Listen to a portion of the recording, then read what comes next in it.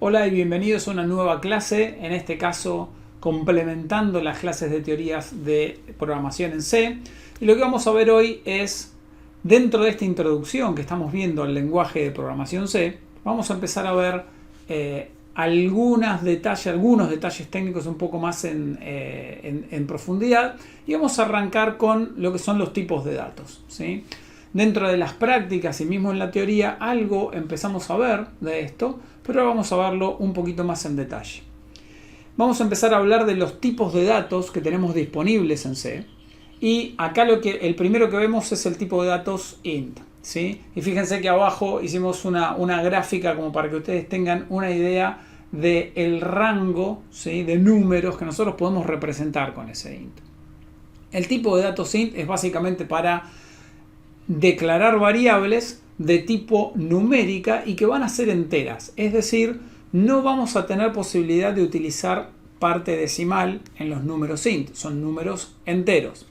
Y como bien dice ahí la filmina, lo que nosotros tenemos son 4 bytes, o sea en total 32 bits, para poder declarar, para poder utilizar nuestros números enteros con este tipo de datos, con el int.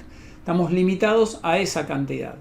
Fíjense que el int tiene esta característica que ven ahí en la línea del rango posible de números, en donde nosotros podemos definir tanto números negativos como números positivos, ¿sí?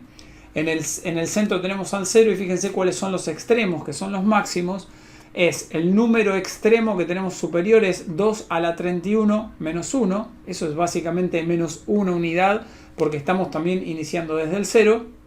Y después tenemos hacia el lado de los negativos el 2 a la 31 negativo, ¿sí? Ese sería el rango en los enteros. Ahora bien, si nosotros pasamos a lo que sería un número entero solamente positivo, ¿sí?, tendríamos lo que sería el unsigned int. Unsigned significa sin símbolo, sin signo, básicamente, en inglés.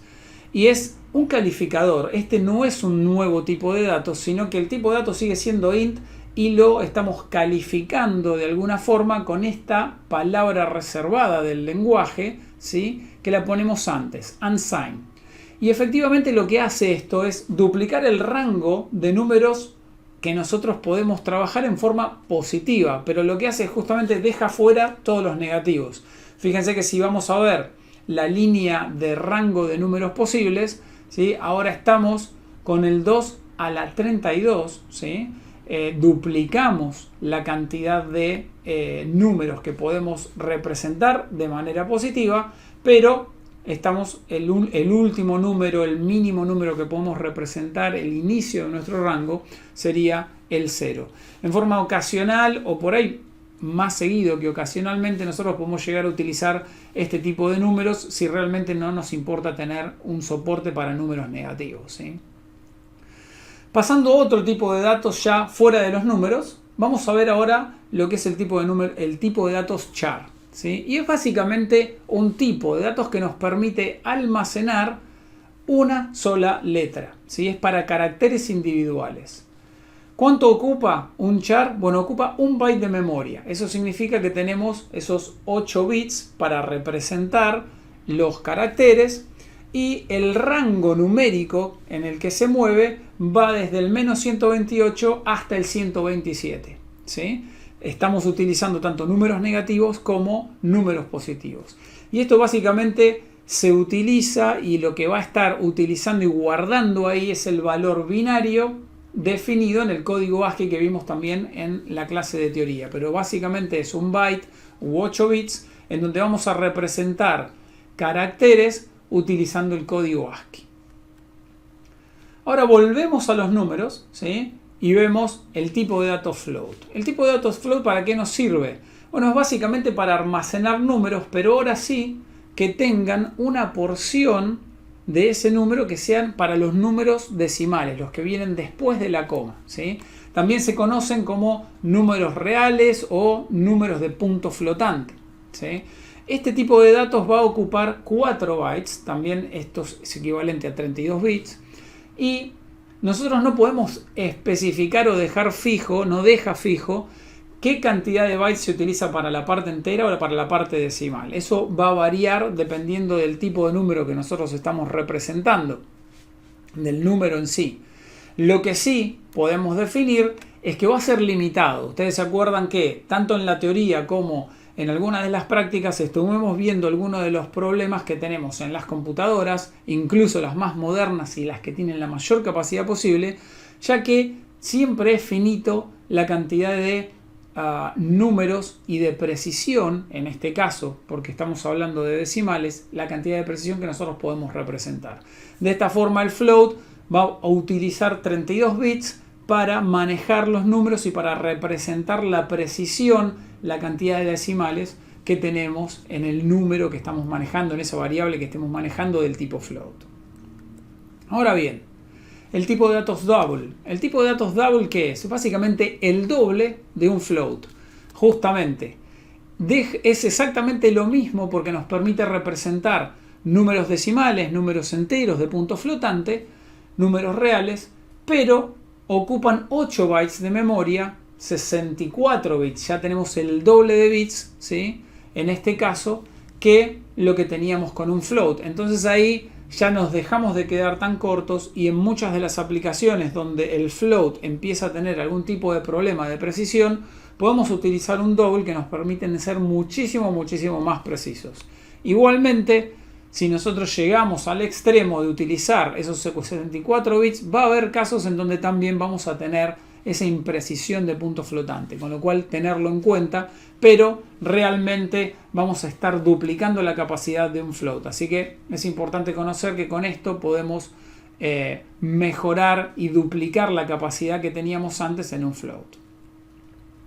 Ahora vamos a ver un tipo, ¿sí?, que se llama void, que no es un tipo de datos, no es algo que nosotros utilicemos para declarar variables de este tipo, no es un tipo de datos en sí, pero sí es un tipo, es una forma de clasificar y que la vamos a poder utilizar en ciertas cosas. Y ustedes ya lo han visto, tanto en la teoría, en algunos ejemplos que vimos de código, como en la práctica, ¿sí?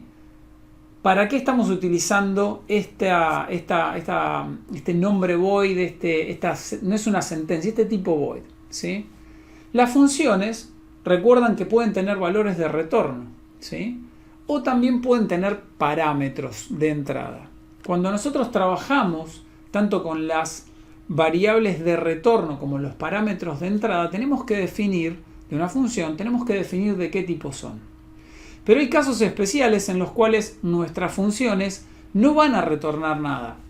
En lugar de dejar sin ningún tipo de datos, C nos obliga a definir que si no retornan absolutamente nada, tenemos que utilizar esta palabra, este tipo que es void, ¿sí? Al principio, delante de la función, tenemos que poner void cuando esa función no retorna nada. Y lo mismo cuando la lista de parámetros, ¿sí?, está vacía, cuando no recibe ningún parámetro de entrada, bueno, esa función tenemos que escribir void para definir en C que no va a estar recibiendo, ¿sí?, ningún tipo de parámetro de entrada. Básicamente la idea ahora es comprender que void es igual a decir nada, ¿sí? Entonces tenemos que acostumbrarnos y grabarnos en nuestra metodología que para C tenemos que definir el void, tanto para parámetro de salida como para parámetro de entrada en funciones en donde no estemos ni recibiendo ni retornando ningún tipo de valor. Y después vamos a tocar el concepto de dos tipos de datos que existen en muchos otros lenguajes, como son el bool y el string. El string, una cadena de caracteres, y bool, que es el booleano, el true or false, el 0 1 en muchos lenguajes también, el verdadero o falso. Bueno, lamentablemente en C no tenemos un tipo de datos, ni bool ni string, que nosotros podamos utilizar para declarar nuestras variables. No existen. Sí existe, ¿sí?, lo que sería el literal true y el literal false en C, pero no un tipo de datos que nosotros podamos utilizar para declarar nuestras variables. Bueno, utilizando la librería, la dprog.h, ¿sí?, que ustedes lo van a ver en las prácticas, nosotros agregamos, ¿sí?, una definición muy básica de lo que sería un tipo de datos string, como para poder trabajar un poco con estas funciones que declaramos también en esa librería. leer string, leer char o leer un int. Y fíjense que nosotros pasamos por parámetro una cadena de caracteres y demás. Algunas de esas funciones están manipulando y permitiendo utilizar strings, ¿sí? Directamente como una herramienta que se provee. Ya vamos a ver más adelante cómo hacer ese tipo de declaraciones. Y lo mismo si quisiéramos declarar un tipo de dato booleano para definir variables nosotros en nuestros programas que sean de ese estilo. Lo importante es recordar que C, siendo un lenguaje antiguo, no está dándonos directamente por defecto en sus construcciones el tipo de datos bool ni el tipo de datos string. Más adelante, lo que les mencionaba, justamente vamos a ver cómo podamos definir estos tipos de datos y otros tipos de datos un poco más complejos, incluso lo que se le llaman estructuras o registros por ahí en algunos otros programas, con dos construcciones, con dos sentencias específicas que tiene C, que son struct y typedef, ¿sí? Ellos nos va a dar un poco más de flexibilidad y nosotros vamos a poder definir de esta manera nuestros propios tipos de datos. Algo de esto muy básico es lo que utilizamos dentro del código fuente de la deepproc.h. Muy bien, ahora lo que vamos a hacer es vamos a empezar a ver algunos ejemplos con estos tipos de datos y con lo que acabamos de definir en las filminas pasadas de manera teórica, en las imágenes pasadas. Me siento muy viejo diciendo filminas. Muy bien. ¿Qué tenemos que hacer o qué es lo que hacemos? Ya lo han visto en las prácticas también, cuando estamos definiendo una nueva variable, la definición de una variable. Bueno, en C lo que hacemos es ponemos primero el tipo de datos y después el nombre de la variable que vamos a utilizar, seguido de un punto y coma, ¿sí? En estos ejemplos estamos viendo cómo definimos la variable número y la variable letra y correspondientemente son un int y un char, ¿sí?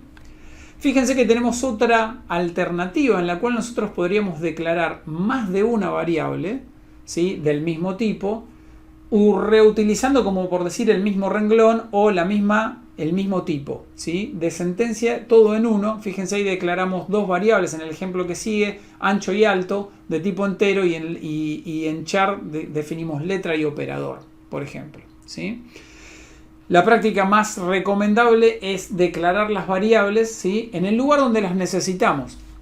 Antiguamente o en algún otro tipo de lenguajes por ahí se hacía hincapié a declarar las variables siempre arriba de nuestro programa o arriba del todo de nuestra función.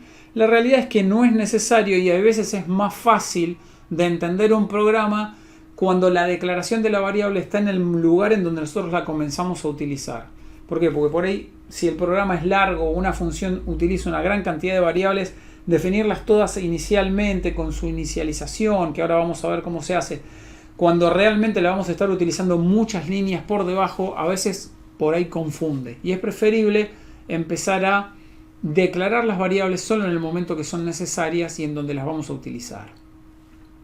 Fíjense acá cómo estamos utilizando la declaración, ¿sí? De una variable y el uso de esa variable.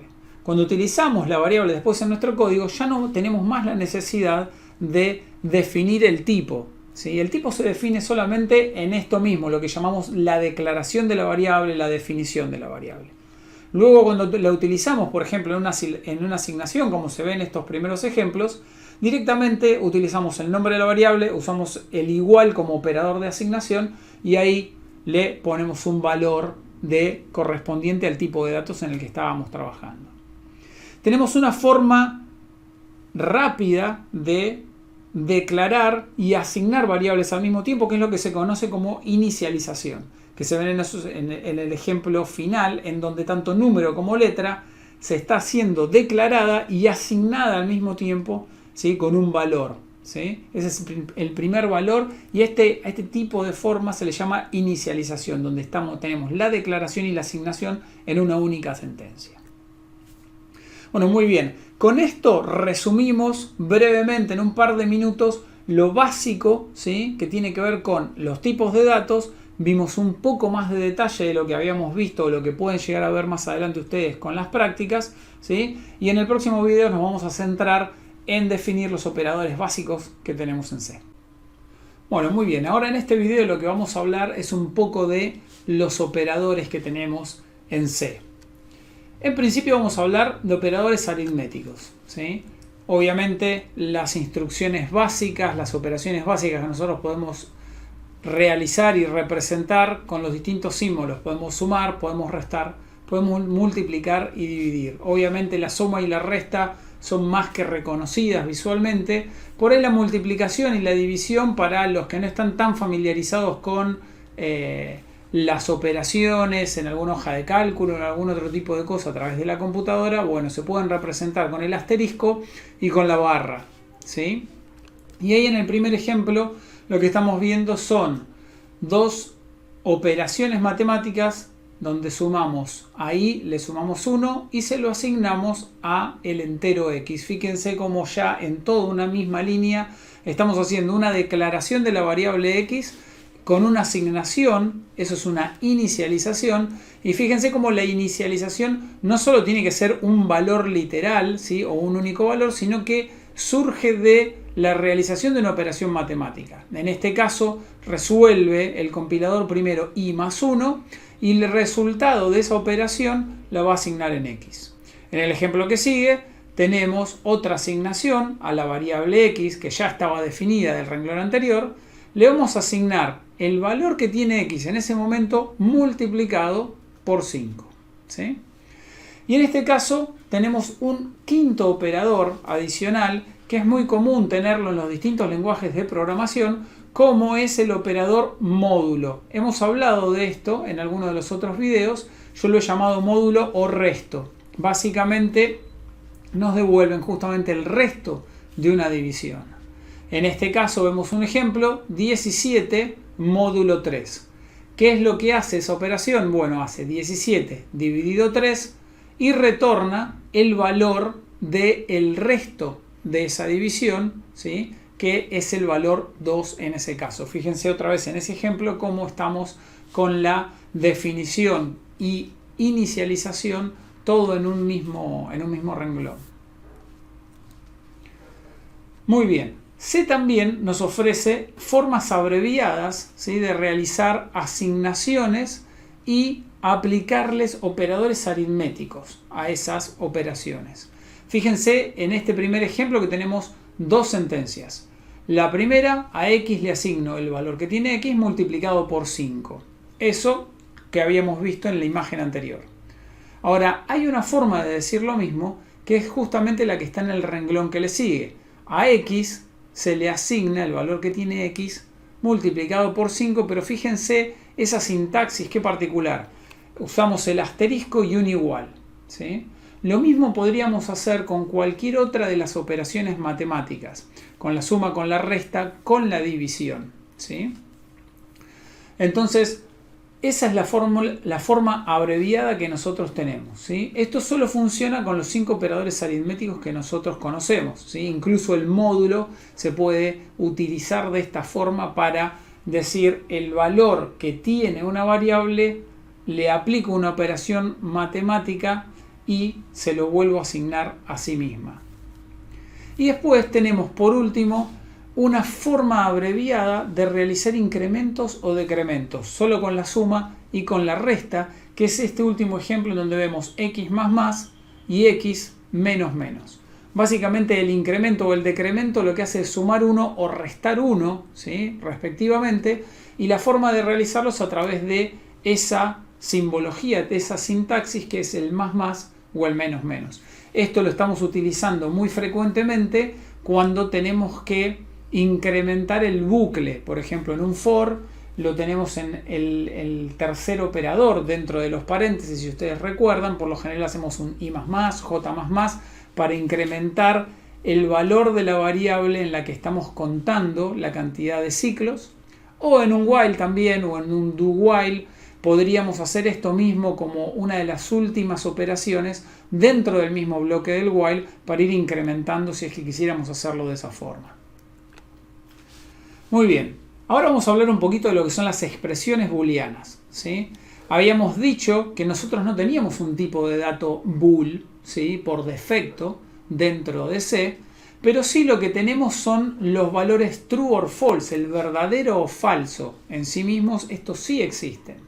Y estos valores son los que nosotros vamos a evaluar dentro de las expresiones booleanas. Las expresiones booleanas son una construcción dentro del lenguaje, dentro de C, que va a dar como resultado ya sea true o false, ¿sí? Y ese resultado, esa expresión booleana, el resultado de esa expresión, es el que se puede utilizar en diferentes construcciones, como puede ser un if, ¿sí? Para evaluar si sucede tal cosa, hacemos algo, o si no, podríamos hacer lo contrario, la parte del else.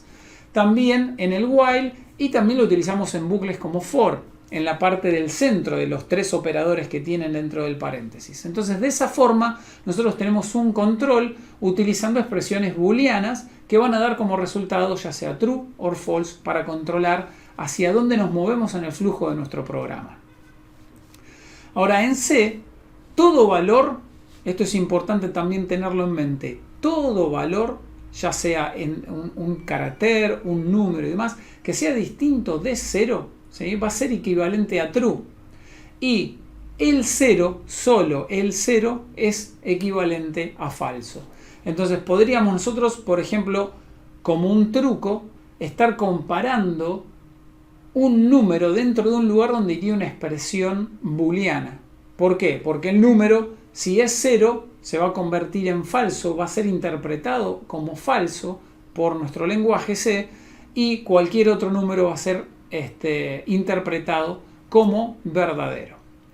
En este caso, lo que nosotros podemos definir es que existen dos tipos de expresiones booleanas. Estamos hablando de expresiones booleanas en general. Todas dan true or false, ¿sí?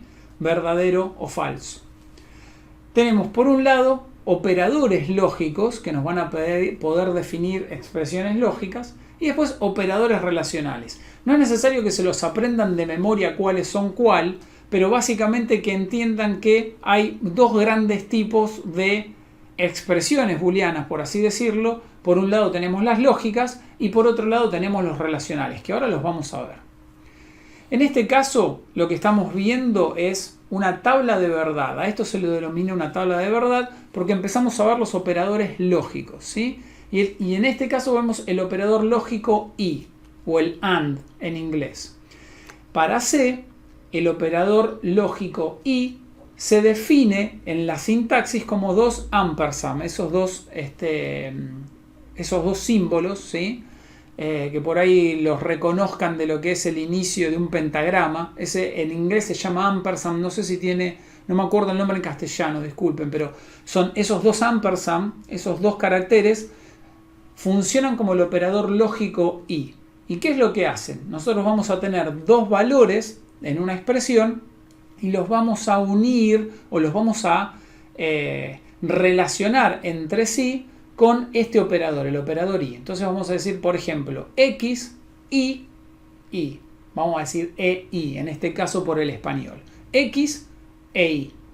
Entonces, de esa forma, lo que va a hacer nuestro programa es evaluar en C, vamos a estar evaluando con lo que sería la tabla de verdad de este operador lógico y. Y fíjense la tabla de verdad cómo funciona el operador lógico y. Solamente cuando los dos valores que estamos, ¿sí?, comparando, que estamos relacionando con el operador, cuando los dos valores son true, solamente en ese caso va a dar true, solamente en ese caso va a dar verdadero. Es decir, que si nosotros utilizáramos esta expresión en un if, ¿sí?, en el único caso en donde ejecutaríamos el bloque inicial, el bloque principal de ese if, el interno, sería cuando las dos variables, en este caso x e y, las dos son verdaderas. En todo otro caso, ¿sí?, sería falso y no se entraría a ese ciclo principal, y si tiene un else, ejecutaría la parte del else o continuaría con el resto del programa si ese if no tiene un else. Por el contrario, tenemos otro operador lógico, que es el operador lógico OR, o en castellano, ¿sí? Y fíjense cómo se expresa a nivel de sintaxis en C. En el teclado nosotros tenemos esas dos barras verticales, o pipes, como se llaman. Yo se los voy a mostrar en un teclado que tengo acá, es el que estoy usando para controlar. Vamos a ver si esto funciona. Esto no es muy profesional, pero fíjense, ahí estamos. Fíjense esta tecla. ¿Ve? Fíjense que en este caso está como separado, ¿sí? Pero tengo tres caracteres. Tengo un redondelito, este que no sé cómo se llama, y este de acá, ¿sí? Es lo que llamaríamos pipe o barra vertical, pipe en inglés. En otros teclados, por lo general, puede llegar a estar en un teclado. Este teclado también es latinoamericano. Y ese que tengo allá es otra distribución también en español latinoamericano, pero tiene otra distribución y lo tengo en la tecla del 1. Se los muestro para aquellos que no estén tan familiarizados con ese tipo de carácter. Existen los teclados occidentales, pero tienen que encontrar la forma de poder digamos, tipearlo en la pantalla, y hay muchas veces que lo que tienen que hacer es utilizar esa tecla que dice Alt GR, el Alt gráfico que se le llama. Ese es el operador lógico O, dos de esas barritas, barras verticales. Y fíjense la tabla de verdad que tenemos ahora aquí con el operador O.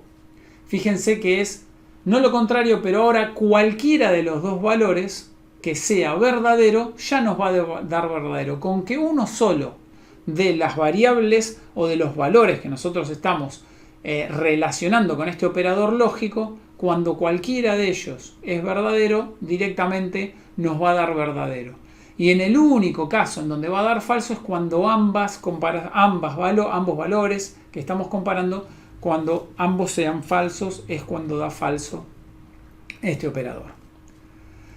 Otro operador que tenemos es el operador no, o el operador de negación, que en algunas veces se lo llama así, que en nuestro caso es el símbolo de admiración que cierra. O sea, con un símbolo de admiración al principio de la variable, lo que estamos haciendo es negando el valor que tiene. ¿Qué es lo que hace? Básicamente, si una variable tiene el valor true, cuando nosotros le ponemos el símbolo de negación, la va a estar convirtiendo en false. Pero no deja de ser un operador. No le cambia el valor que está dentro a la X, ¿sí? El valor de la X, si es verdadero, sigue siendo verdadero. Lo que cambia es el resultado de la operación lógica, ¿sí? Esto es muy importante. Así que básicamente lo que hace es cambiarle el valor de true a false o de false a true. Eso es lo que hace. Y ahora vamos a ver los otros tipos de operadores que se usan también en expresiones booleanas, que dan como resultado un booleano, ya sea true o false. Y esos son los operadores relacionales, ¿sí? Fíjense, los operadores relacionales nosotros los usábamos mucho en matemáticas, en la primaria, y era para comparar, ¿sí? Cuando algo era menor o menor igual, o mayor igual que otra cosa, ¿sí?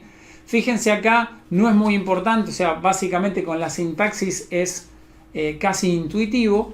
Obviamente no tenemos forma de hacer un mayor o igual en un único carácter, sino que dentro de la mayoría de los lenguajes de programación esto se realiza usando el símbolo, en este caso mayor o igual, o en el otro caso menor o igual, ¿sí?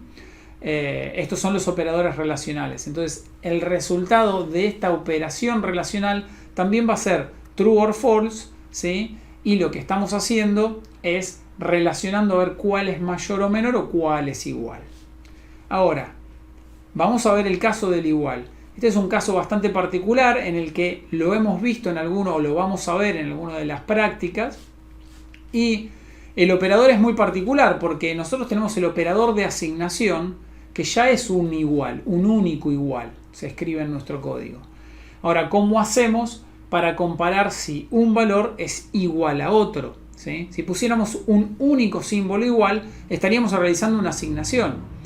En nuestro caso tenemos que usar dos símbolos de igual, ¿sí? Entonces, dos símbolos de igual realizan la operación relacional que va a dar true or false si ambos son iguales. Y también tenemos el distinto. Fíjense cómo el distinto ya empieza a utilizar una simbología que vimos anteriormente, que era el de negación, ¿sí?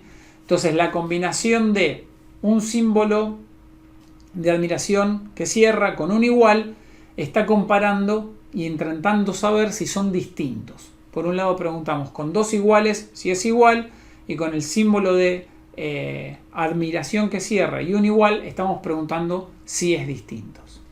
Tengan mucho cuidado porque es muy común generar este tipo de confusiones o de errores cuando nosotros lo que queremos hacer es hacer una comparación, utilizar un único igual. Y lo que va a estar sucediendo, más allá de que lo estemos usando dentro de una expresión booleana, por ejemplo en un if, es común que en un if nosotros digamos x igual a y, porque queremos saber si son iguales. Pero como pusimos un único igual, lo que va a estar sucediendo es que vamos a estar asignándole a x el valor que tiene y.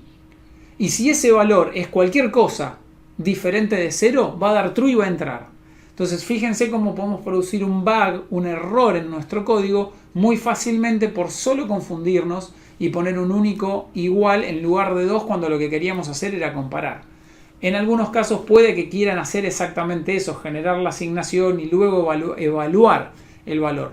No les recomiendo que lo hagan, ¿sí?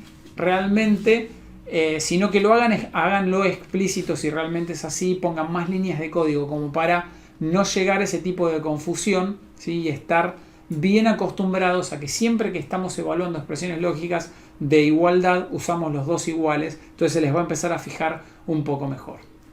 Con eso llegamos al fin de este breve video de operadores y en el próximo vamos a ver condicionales.